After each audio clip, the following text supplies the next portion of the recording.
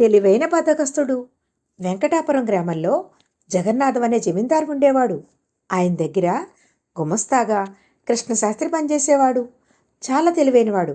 అప్పుడప్పుడు ఇద్దరి మధ్య చర్చలు జరుగుతూ ఉండేవి.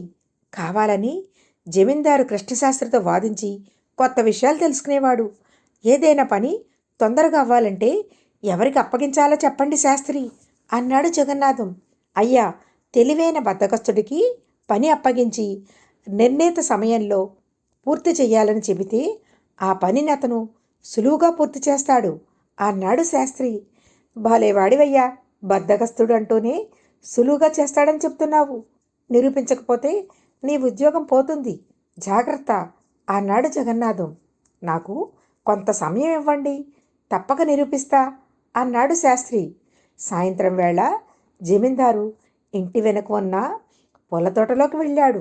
అక్కడ ముగ్గురు పనివాళ్ళు కుండలతో మొక్కలకి నీరు పోస్తున్నారు.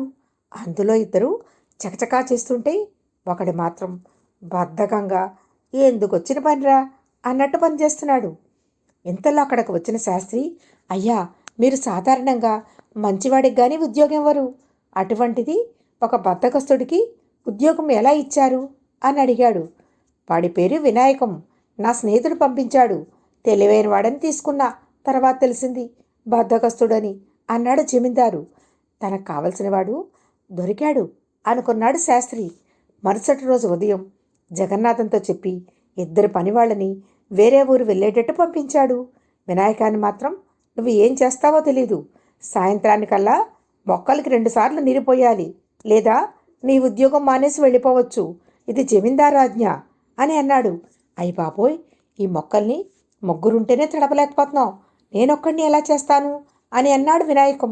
ఏం చేస్తావో నీ ఇష్టం, పని మాత్రం పూర్తి చెయ్యాలి అన్నాడు జమీందారు. బద్ధకస్తుడైన వినాయకం కూర్చుని ఆలోచించాడు. కుండలతో తాను ఒక్కడూ నీరు పోయడం కష్టం, నీరే వాడి దగ్గరికి వెళ్ళేలా చేస్తే బాగుంటుంది అనే ఆలోచన వచ్చి పలుగు పారా తీసుకుని చిన్న కాలువ తవ్వాడు. మొక్క నుంచి మొక్కకు పాయలు చేశాడు. తర్వాత తీరిగ్గా తను తెచ్చుకున్న అన్నం తిని ఓ అరగంట నిద్రపోయి తర్వాత బావిలో నీరు తోడుతూ కాలువల ద్వారా మొక్కలకు నీరు చేరేటట్లు చేశాడు. సాయంత్రానికల్లా 2 సార్లు నీరు పెట్టాడు. జగన్నాథం ఇది చూసి, శాస్త్రి, నువ్వన్నది నిజం, వీడు తెలివైన బద్ధకస్తుడు అని అన్నాడు.